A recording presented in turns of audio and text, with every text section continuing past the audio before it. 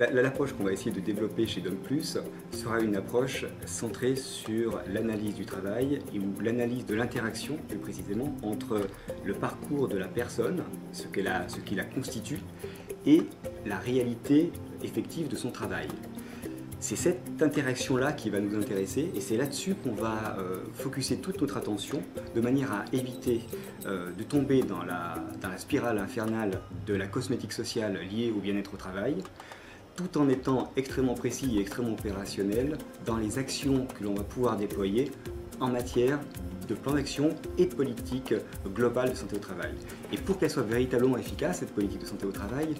il faut qu'elle soit le plus en adéquation et le plus en conformité avec l'organisation même du travail, avec le processus de gestion de l'entreprise. Plus on sera au contact du processus de gestion, plus cette question de santé au travail sera efficace pour l'intégralité des salariés de l'entreprise. La demande qui arrive fréquemment, c'est une demande qui porte essentiellement sur la question du risque juridique. Qu'est-ce qu'on peut faire pour éviter de tomber dans l'injonction de la directe, d'éviter les processus judiciaires, alors que finalement c'est une manière de traiter la question de la santé au travail de manière très marginale.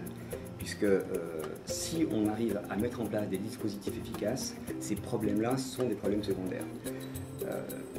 L'élément majeur qui nous occupe aujourd'hui, c'est quand même la limitation du risque. Maintenant, c'était un risque social, c'est un risque réputationnel, c'est un risque économique, et c'est au travers de ce risque-là ce qui va faire toute la différence entre un bon plan d'action et un plan d'action